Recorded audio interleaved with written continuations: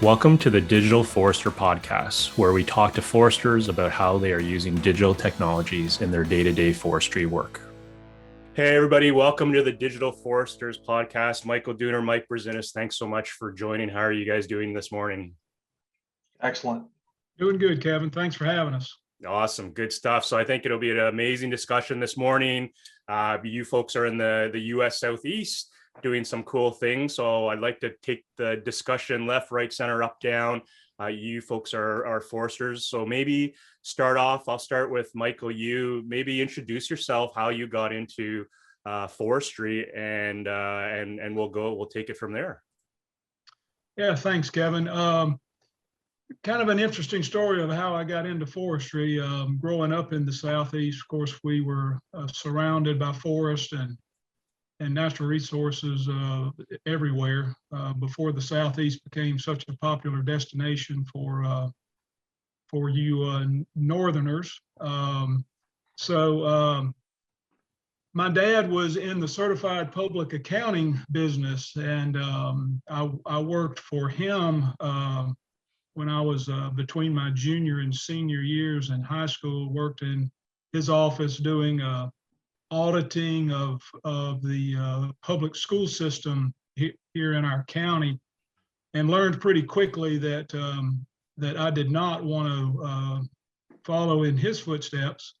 So kind of took a different career path immediately, and actually was in veterinary medicine originally until I ran into organic chemistry, and then I decided I needed to take another change in career path.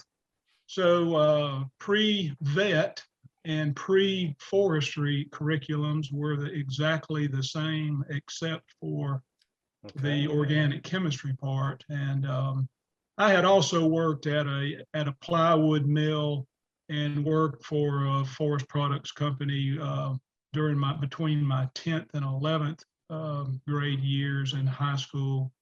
So I had some exposure there. So that was always kind of in the back of my mind. So anyway, I ended up at the University of Florida in the Forest Resources and Conservation program, and have been in the consulting forestry business since June of 1980, when I graduated from forestry school. Wow. So you've been at this just for a little bit of time by the sounds of it, right? Yeah. That's great. Mike, how about you introduce yourself? How did you get into to forestry? Were you like Michael early on, right into it, or what's your story? Yeah, it's funny. There's a bit of a similarity there. I'm from the state of Maine, and some of my family was into fishing boats and scallop dragging and things like that. And I figured out pretty quickly after trying that a couple summers that I wanted to do something else. So I was actually in the military in the Carolinas, in the Air Force. And once I finished that 4-year stint, I pursued my passion just for the outdoors through forestry. And I've always been into the outdoors. I grew up in Maine, which is a heavily forested state, and I grew up outdoors. I've always loved the outdoors, and forestry and wood products were always all around us. Where I grew up, and it's a big part of the Northeast. And so, I had that passion always in my mind, and finally got to pursue it. Really enjoyed going to school here in the Carolinas, and had a variety of different jobs since then. I have with different forest products companies, and been here with Southern Forestry Consultants for going on about 3.5 years. And I've always in my career had a stick with the technology side of things. So always been working in that capacity to help foresters innovate and enable what they do, and to enable what they do to be more efficient and better and more data driven. Right. Well, growing up in Maine, by default, you're an honorary Canadian, I suppose, as we joke about those states up there. But yeah, great story there. So thinking as you're introducing, how long you've been with Southern Forestry Consultants or SFC. that's time's gone by fast. We've known each other for quite a while. I've obviously met Michael through you, but thinking about what SFC does, Michael, maybe can you introduce the things you do? Because I know when we first met, SFC is not just SFC. There's an ecology side of things. There's other aspects. So maybe take a moment and just let our listeners know where SFC is based, what you do, the different sites that you have, because it is quite an impressive network in the U.S. Southeast that you've established over the years. Yeah, thanks, Kevin. Having been in the consulting forestry business for my entire career, it's given me some insight into what consulting forestry was originally considered to be and what maybe it was limited to being versus what it has become. And that's certainly in no way meant to disparage early consulting foresters. But the consulting forestry business and SFC, I think, as a leader in this evolution of consulting forestry firms to include ecological considerations, wildlife considerations, habitat management, technology management and implementation, threatened and endangered species work, just everything that revolves around natural resource management. I think and SFC has formed through the years, has also added Wiregrass Ecological Associates to our companies, Southern Forestry Realty. We even had at one time Southern Development Group, which was, we do have clients that who are in the path of land use change, whether they choose that or it's just chosen for them by the growth that is occurring in the Southeast U.S. So we have evolved to provide services of almost every nature, either through direct housing those direct services in our shop or partnering with other companies who are experts in a certain field that are very complementary to what we do and to what our clients need. So with offices in Florida, Georgia, Alabama, Mississippi, South Carolina, North Carolina now, our reach has expanded through the years. And we feel like we again, either directly through our staffing capabilities or indirectly through very good partnerships with others who are experts in complementary fields, we can provide nearly every service that a landowner of any shape, size, form could possibly need. Yeah, absolutely. That's really neat to hear, and that's one of the reasons I was excited to talk to both of you. So for our listeners, SFC and Limb Geomatics have a relationship. You're a partner. You're a value-added reseller for some of our technologies in the Southeast. So thinking of that, obviously, forestry consultant work. Mike, you've worked with Esri Inc., you've worked with other organizations, as you mentioned, on the technology side. So maybe between the two of you, maybe Mike, I'll ask you to start. Tell me how you and Michael connected and how the Geospatial group started within SFC. And then I'll be curious to know, Michael, you can chime in terms of what vision you saw to make this new entity come in. So Mike, maybe I'll start with you and say, tell us your view and how you ended up at SFC with your career path. Yeah, sure, Kevin. It's a great question. Previously I did work with Esri, which is a leading GIS software company. And really, I found my preferences to work with agile, smaller firms that are entrepreneurial. And so I did have some friends that worked in the SFC's organization, And there was some good raw material that existed in this organization in terms of some GIS and geospatial and technology work within the industry. So we struck up a conversation and ended up where I joined the company and still work out of North Carolina. And really one of the big things that was attractive to me is SFC offered the chance to start from the ground up, because I think trying to build a new house on top of a shaky foundation is just not going to work. And when we look at the technology and how much has changed over the past 20 years or so, and how much the industry has changed in terms of funding technology and where it comes from, we really needed to rethink everything from the bottom up. And so, Right. What my business line says is we're redefining forest technology. We're just started from scratch. Yeah. And part of that is working with your team, a full stack development team, to try to do this right.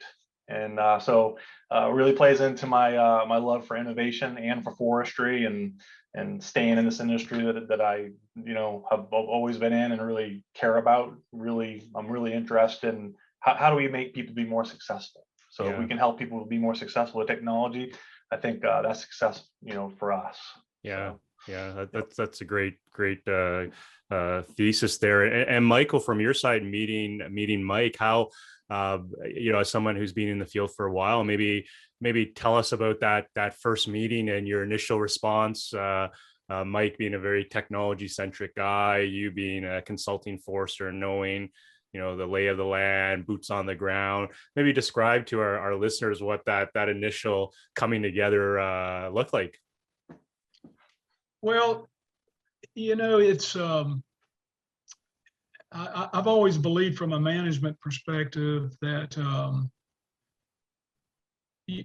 surrounding yourself with very talented people with complementary interest is the prime way to move your business forward, or to move any effort forward. It doesn't have to be business. If you've got 20 people with the same talents in the room, you're going to do pretty well at that one or two things that they all do well, but your focus is going to be pretty narrow. And so meeting Mike was actually through one of my partners in the firm who's in the ecological business. And who focuses more on the wildlife side of things, the habitat side of things, and seeing what Mike was doing and how he was assisting that business line and that effort and those projects was the results really spoke for themselves. Mike was the messenger and was the talent, that was able to bring those results to bear. So, honestly, when I look at someone or another tool in the toolbox, I don't really. It's not looking at the person as much as the talents and the skill set and the results and the how they complement what we're trying to do, or how they complement what we may be able to do that we haven't even thought of. And natural resource people tend to be, although this is certainly evolving through time now, where the younger people are more technologically advanced than us older folks ever dreamed of being. Right.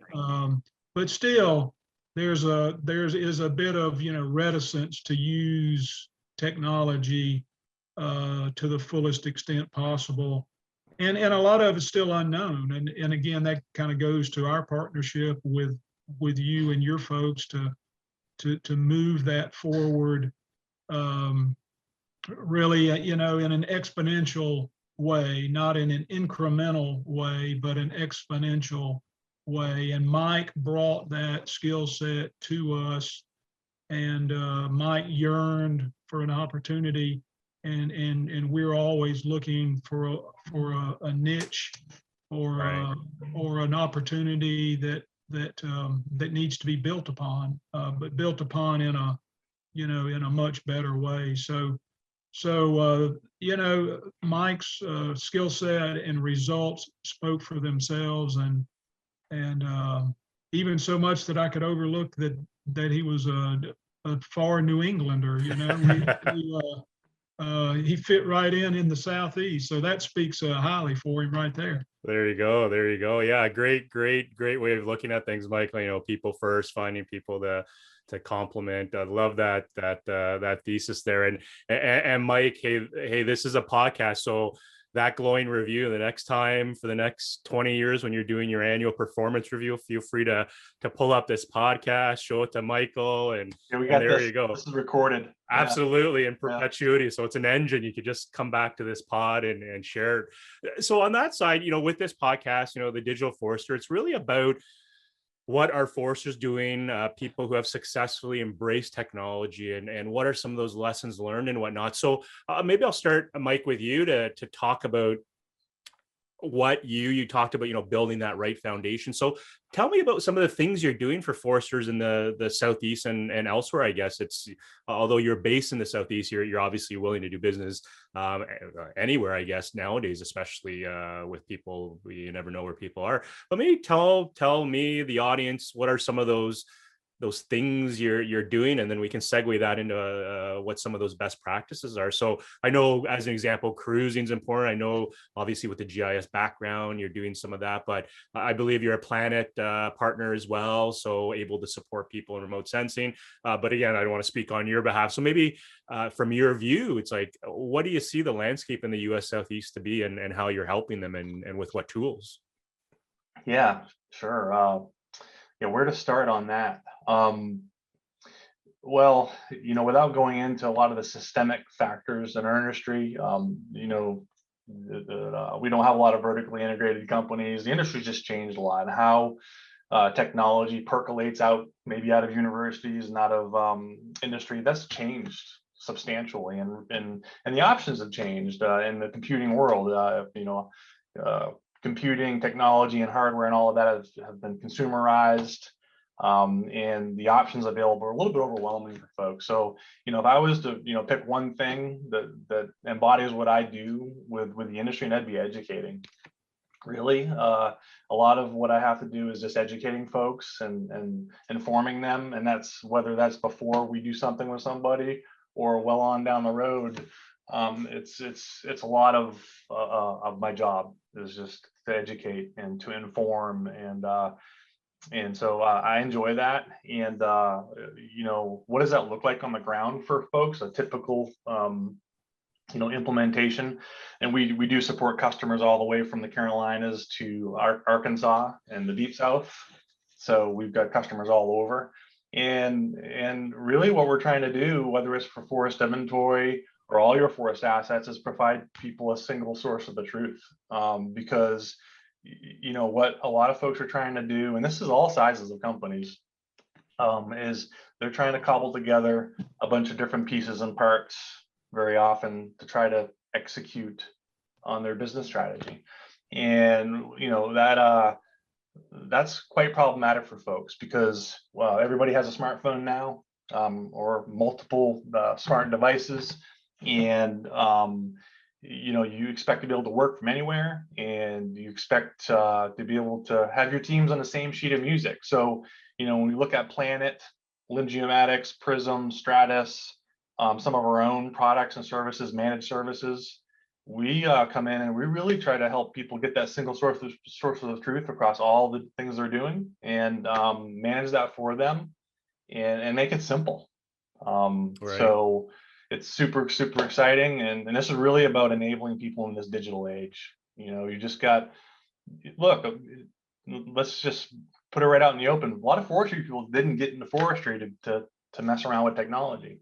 They're rural people, and some of that stuff kind of actually alarms them, and they don't want to be out there in the woods and hunting and fishing and just being out there. And I think you've got a bit of a cultural divide to bridge when you're doing that education, but it certainly is really fun and really rewarding Right. to see these successes that come on the other side, where people can finally look up anything about their land base, be able to do forest inventory and do it easy, Yeah. not get into data management and file management and all these things, because foresters don't want to do that stuff. I mean, that's not why they got in the industry. Right. So Right. that's a real quick kind of spiel across a bunch of concepts, but a lot of my job is education, as I said. Yeah, yeah, that's a great way to frame it, because I think as foresters, and maybe in any space, no one wants to babysit, data at that level. Well, unless you're a DBA or database administrator, I guess, where that's your stick. But so thinking about that, obviously you're using some Esri technology, I believe, cloud-based. It's Azure. That's so you're into that space as well, Yep. per se. So that's pretty sophisticated for a forestry, as Michael's like, oh, it's a forestry consulting shop, but yet some of these technologies and tools you're using in this digital age, they're pretty sophisticated and up with what other people are doing. And I know the CEO of Microsoft had said, at the start of the pandemic, he had seen 2 years worth of digital transformation done in the span of 2 years. So I'm going to imagine, Michael, that when Mike talks about education being front and center, I'm going to imagine that executing that vision that you guys have in terms of a digital forestry in the U.S. Southeast, one source of truth, no data silos, which for some of our listeners, they might think like, well, I guess it's primarily foresters listening, so it may not surprise them, but maybe for others, they might say like, how could you not have that? But when Mike's talking about education, I'm going to assume the pace of change may not go as quickly as maybe some other sectors per se, if there's a large onus on education. Michael, what do you think about that? Well, I think the education part is really it's two parts. One is educating the really, we'll call them the field foresters, or the boots on the ground foresters who have now at their disposal tools that they heretofore have never had, or who have iterations or products now that far exceed the previously existing products, and thus our relationship with you all to try to develop some of those tools. So that's part of the education. I think that's what Mike was really speaking about there, was just educating those boots on the ground foresters, and even the GIS foresters, which is most of them are known as, I guess, nowadays. But the other side of that education is really from the upper level management, the business side of the forest industry.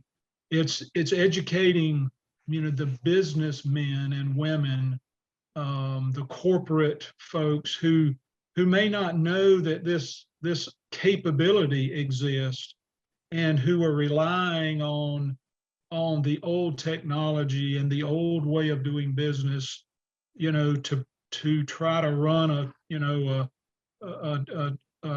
a business in this ever-changing climate that we're in now. This rapidly evolving business world where daily trades are not even daily trades, minute by minute trades are done, and business changes every hour. So to have for their utilization, these products and these technologies that allow them that business capability of being that agile and that informed, to be able to run their business at the same level that a Fortune 500 company runs at. So educating them that the technology is there if they just know about it, and it can be implemented, and it can assist their business operations, and it will improve their business operations. Whether it's on the cost side or the efficiency side or the profit side. but being better informed and better able to get at your data instantaneously, you can't replace that as Right. a function of a well-run business. So I think that education part, again, I think is twofold, and it's tough, to start from trying to do all that education, at one time. It's to use the old adage, trying to turn a ship around, it just takes a while, and people have to gain confidence in what can be done, and see other people doing it. And Right. so, that's part of my role, because I certainly don't even understand the technology, or how it's developed and how it's built and how it functions, and all the coding and that part of it that goes in, and I'm too old to learn, but what I do understand is the business side of things, and I know how much information, how valuable it is, even to a regional consulting forestry firm. Yeah. So Absolutely. anyway, that's kind of my take on the education part of things and how it needs to be integrated into the business side of forestry. Yeah, so I suspect there's quite a few foresters that may be listening and probably, nod in their head going, yeah, like so many true points here, looking to start, not sure where to start, completely foreign language per se, needing experts and whatnot. Still a lot of relationships at play, I think, in the forest industry, to your point, that you just may not be aware that there's something else out there. I also do know, and I think you all would agree as well. See, I used to live in Huntsville, Alabama, so I should probably switch to y'all. Y'all would agree that foresters don't want to be the first ones, but they sure as heck don't want to be the last ones either. And so somewhere there's that sweet spot. So thinking about some of those innovations, Mike and Michael, maybe give some hard facts, like in terms of what you've seen. We've helped this customer X, and they saw, thinking cruising using technology. Would you say 2% increase in efficiency, 25, 50? Like, is this a real game changer in your space as you're talking with people and educating people? Or maybe share some of those success stories. Another thing is foresters are very humble people. They rarely, beat their chest in terms of all the great things they're doing, but maybe take a moment and share with our listeners, what you're seeing in terms of hard values or benefits. And maybe that will get some of our GIS foresters thinking about doing this, kind of going, yeah, I got to talk with these folks. I got to explore further. But anything you can share on that front? Want me to take that, Michael, first, or? Yeah, go right ahead. Yeah, it can be hard to see all the benefits and the pain of change at the front end of an effort. So, again, that education does come into play, because a lot of foresters are content to just do things the way they always have. However, they've all got, modern pickup trucks with Apple, the Apple Play in it, or the and a smartphone, and they've embraced technology in a lot of other aspects of their lives, and they recognize that the little hunting app, mapping app on their phone is pretty dang handy. And they also recognize at the same time that, well, why doesn't our business data operate like this? So I think, it's a conversation a lot of times, and then when you get a little further in, and you get some of the pain of change as has been worked through, and the catharsis, so to speak, you start to see some pretty amazing outcomes. We've got a lumber company with lands in the Carolinas, where their quote for using the new inventory technology is just half the time what it used to be, because it automates. We can do that today. Wow. We can automate the whole value chain of data and information. And when Michael sort of talked about education being different to different people in different ways, the field people to the business people, I mean, that's really true, because a guy just cruising timber in the woods would be happy with a paper tally card forever, because he might not see where the paper tally card goes, and it gets handed to an administrative specialist where they spend an hour keying it in, and then somebody else takes the data and they move it to a database, and there's whole set of things that used to take place for folks. And our industry is really big on that. Put it on paper and then transcribe it and handle it 4 or 5 times. And look, I know a bunch of foresters in this industry, and a lot of them are spending a lot of late nights at the expense of what to handle information. And those are all solvable problems nowadays. It just takes a different set of talents in this computing world that we're in. It is nothing like 20 years ago, where you just make an application that goes on a PC and you're done and you walk away. That's not the way it is anymore. We've got mobility, cloud, Apple, Android, web, and all this stuff needs to fit together where the components function as a whole. And really, you're not going to get a lot of value today and get that mobility and visibility of your information unless you can utilize these tools that are there. So the efficiencies are huge, and we see payback that's 1 or 2 projects in for some of these efforts. Wow. Well, I think you make a great point there that we hadn't touched on that. It's not just about the tools being available, but them all working together behind the scenes technologically, but also on the forefront from a business point of view. And Michael, when you hear 50% increase in efficiency, as a business owner on the business side, is that not music to the ears, in the sense of like, hey, it's like, there's real opportunity. Like 50% is huge, and if 1 or 2 projects generates that ROI on any of that GIS investment, that's pretty huge. No doubt, Kevin. I mean, any businessman would embrace a 50% increase in efficiency, especially when that's tied to the other benefits that accrue to that effort. I mean, it's not only the data collection where you get that up to 50% efficiency, but you also then have the data in a form that is live and accessible, by all in the organization at any time.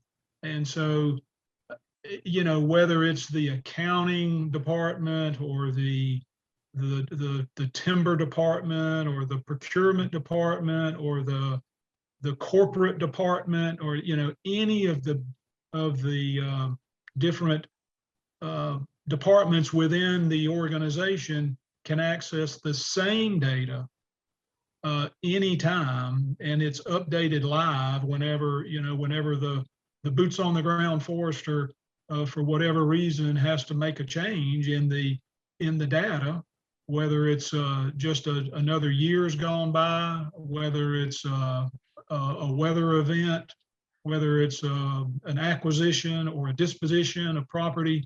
Whenever the raw data is changed for good reason, everyone has that same data immediately. There's no lag time. There's anybody in the accounting. One thing I did learn in the accounting world is, transcribing numbers is fraught with human error, and that goes back to the dark ages. It's just humans make errors. Some make less than others, and that's great. But that single source of information, as a business owner, is the value that you place on that is really hard to determine. But the efficiency goes throughout the organization and continues to benefit the organization every day. And it's hard to put a value on that, but it is invaluable. Yeah, absolutely. Well, I think when at one point when I was talking with you guys, like you guys use as you technology. I know some listeners might be saying, what are the actual tools you're using? And maybe we'll get to that in a moment, Mike. But I know talking with you guys in the past, you've kind of got things set up in your shop and trying to support others, where at the end of the day at 5 o'clock, exactly, if we're thinking of a cruising job, what's being done, which plots, which have been left, and even potentially from a workforce management point of view, adjusting assignments, cruise plots assignments and whatnot, and having that all in one central FMS there. But Mike, maybe I'll get you to maybe talk about, tell the listeners, since this is about digital forestry and digital technologies, maybe walk the listeners through, if you can, of course, what does a technology stack look like for an SFC, that foundation that you talked about at the start?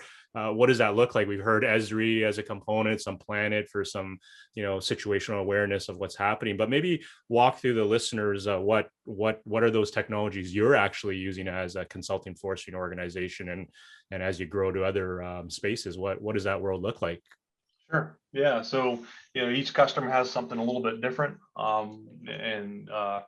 We basically offer the ability for a componentized solution for managing forest assets. So, very typical deployment is we'll run the enterprise WebGIS for folks, and it's all secure, meets all their IT security requirements. And they might have the forest inventory solution called Prism. They might have Planet imagery, and all this stuff can function as a complete whole. So we address not only the different modules and pieces they need for different purposes, whether it's timber sales, forest inventory, imagery, but we also address all the different user types and ways different users need different things. So again, off of all one single source of information, but we can give a manager a view-only dashboard where they can just kind of come in and see, okay, what's all the planned treatments and activities on deck this year?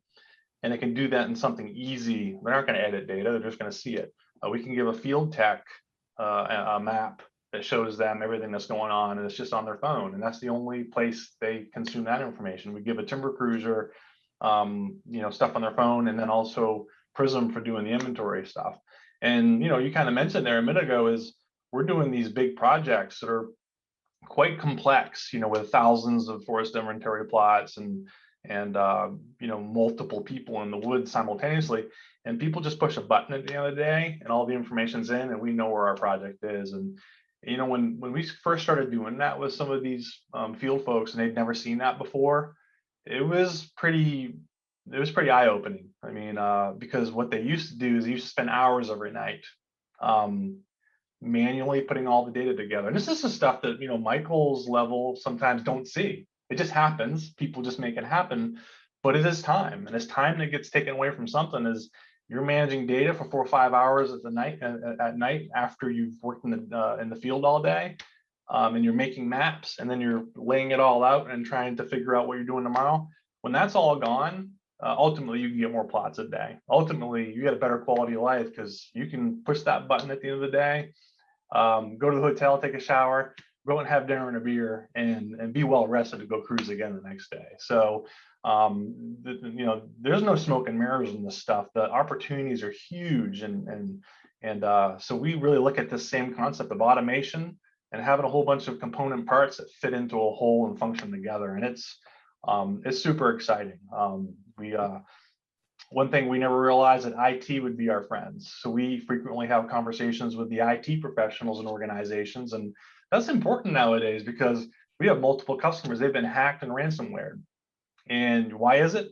Well, they waited 20 years to update some of their stuff, and they didn't update. They really didn't have standards across their information assets. So we come in and help them really get everything, level it up, and get it to modern day standards, and address that security side of things to make sure that the IT people are happy and this stuff functions. If we put it in an Azure cloud, we don't see hacking going on there. You want to put it on your own servers, you're kind of asking for it. So that's a lot of information, but in a nutshell, kind of what it looks like in some of the scenarios and some of the benefit outcomes. Right. But lots there, absolutely. And I think you bring up a great point that foresters, traditional or GIS foresters or whatever label you want to use, whether you want it or not, you're getting pulled into the digital age and being exposed to cybersecurity risks that, whether you're a tier 1 large company or tier 3 mom and pop shop, it's the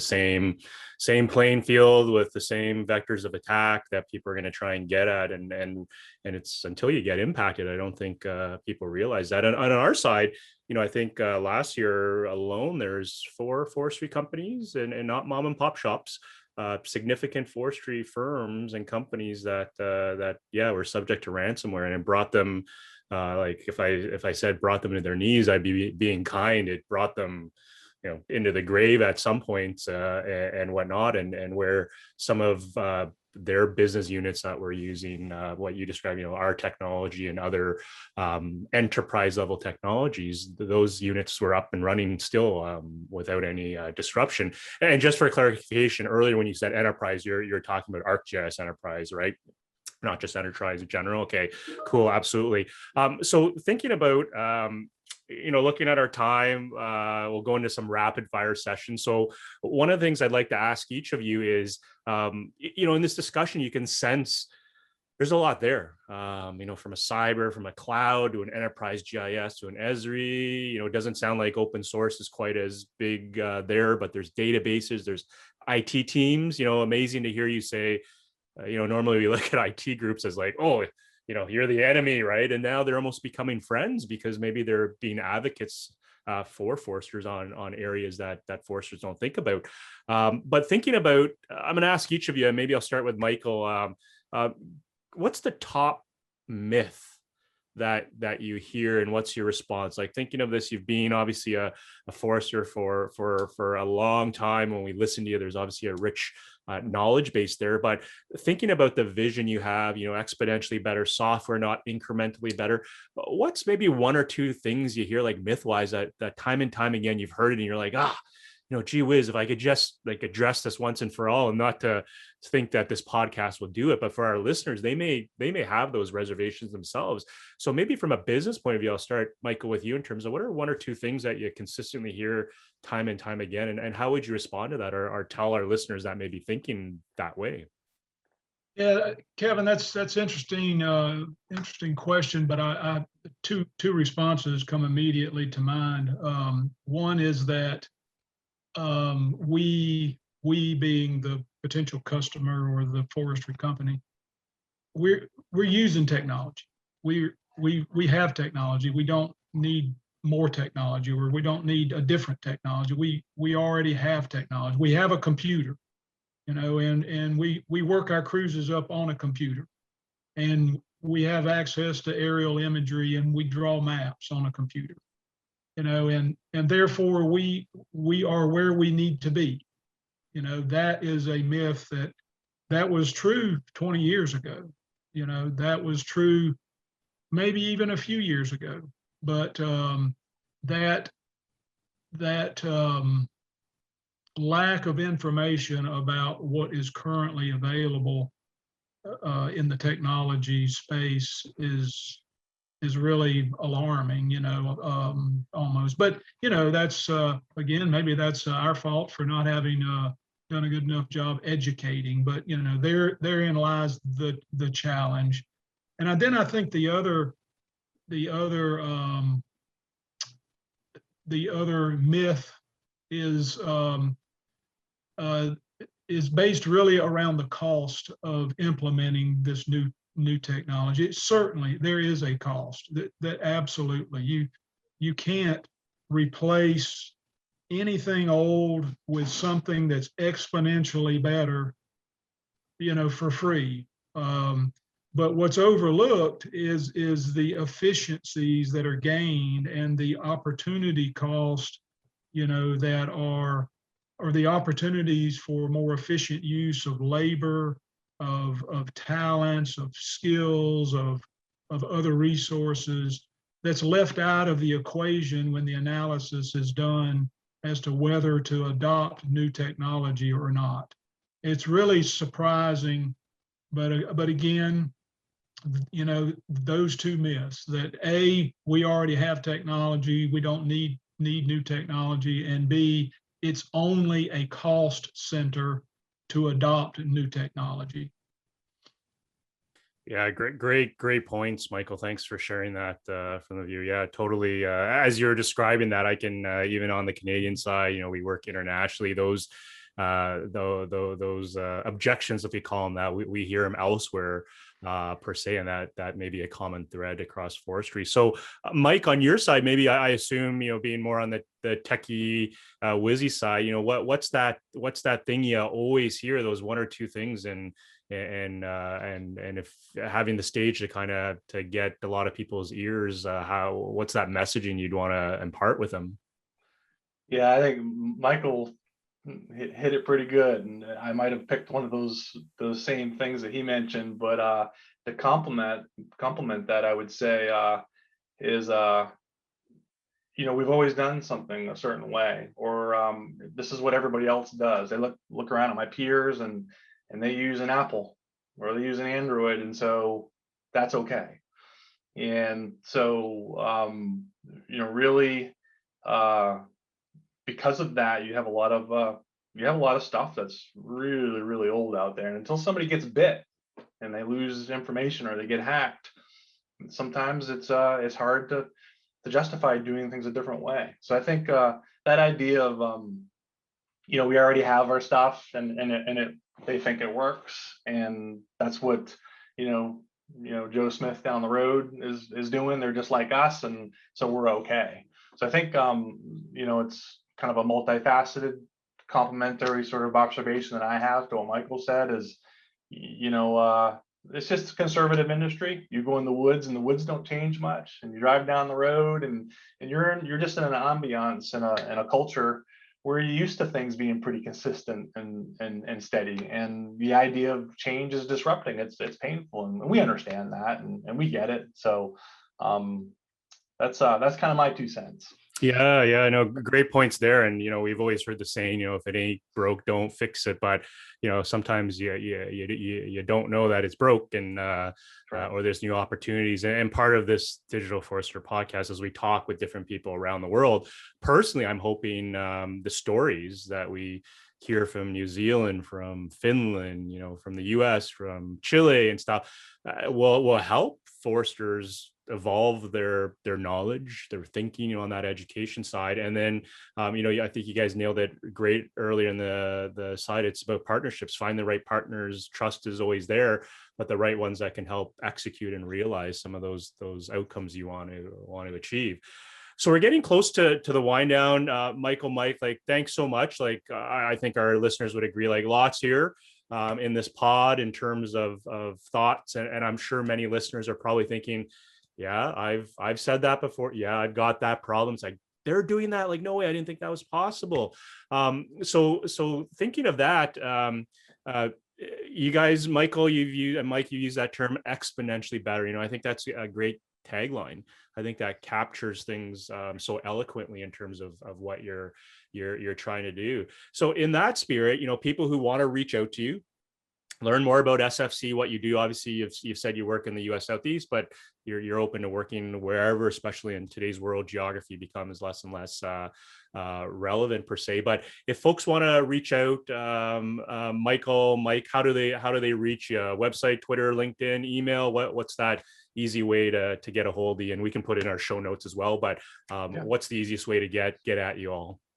Yeah, sure. So I can be found on LinkedIn. Our website is a real short URL. It's SO as in Sigma Omega Forest.com. And one of our emails, which is on our website as well, is redefine at the same thing, soforest.com. So the redefine is really about what we're doing to help our industry future-proof itself and digitally enable its business. So reach out and say hi.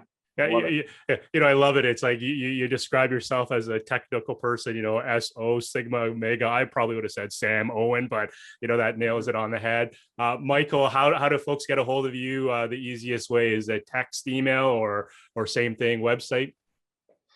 Yeah, I mean, I'll show my age here. The website is a good way to get at us. Email, text. I'm a visual, I'm a verbal person. I love, I love face-to-face conversations. I love that, still like that.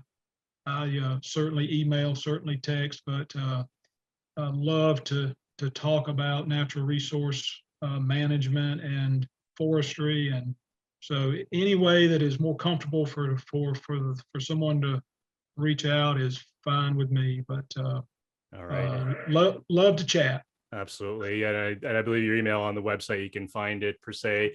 So I guess in closing, 2x4s are, well, pretty much anything is very expensive. I was talking to my neighbor, the back fence is about to topple over, and we're like, probably not the best year to try and rebuild the fence, probably best to anchor it, but lumber futures had spiked. So I say this a bit facetiously, but you guys must be building your super yachts flush with cash. You got so much lumber in the U.S. Southeast. As I said, I'm kind of joking on that, but maybe in closing, thinking about that, like what do you see the next short runway for SFC? What's that key thing you want to see the community adopt or grow into? Granted that, yeah, a lot of the markets are pretty strong right now and whatnot, but what's that one thing you'd maybe impart, Michael, to the listeners in terms of what the future could look like? Well, you covered a lot in that little introductory question there. Yeah, building products are sky high. We all know that. We had a president in my lifetime that I remember very, very well, who spoke of trickle down economics. And unfortunately, timber, trees are an ag commodity, if you want to lump it in a large group. And we all know that agricultural producers are very far away from the retail marketplace. And there's a lot of folks in between and a lot of steps in the process to get from a tree to a board. And unfortunately, the profits don't accrue to the producer at the same rate that they accrue to everyone else in the food chain. But I do think that we see enormous potential in owning timberland and managing the assets there. And that rate of return on investment, while it's challenged from time to time, it's still a very good place to invest. It's a good commodity. It's a good asset to own. There's enjoyment there, and there's new markets evolving regularly. The carbon market. We're in Florida, for instance, where I'm home based. The water, clean air, clean water, enough water are so important, and people are beginning to realize that all that begins in the forest. So Absolutely. It's a great time to be either an owner or a manager of forest lands, and I think it's only going to get better over time. Yeah, awesome closing comments, Michael. You captured it perfectly. So I'm wishing the SFC team all the best in making things exponentially better. Mike, thanks so much for joining us on the Digital Foresters podcast. I hope you enjoyed the conversation. I enjoyed it very much. We can go on for hours, but absolutely, I think you guys nailed it on the head. Gave a great view of your world, what some of the challenges are, the tools you're using, and I think more importantly, just on that comment, Michael, you've painted a really positive outlook that should get everyone excited, proud to be a forester, proud to be involved with technology and forestry. So thanks to both of you so much for joining me this morning. Yeah, thanks for having us. It was great.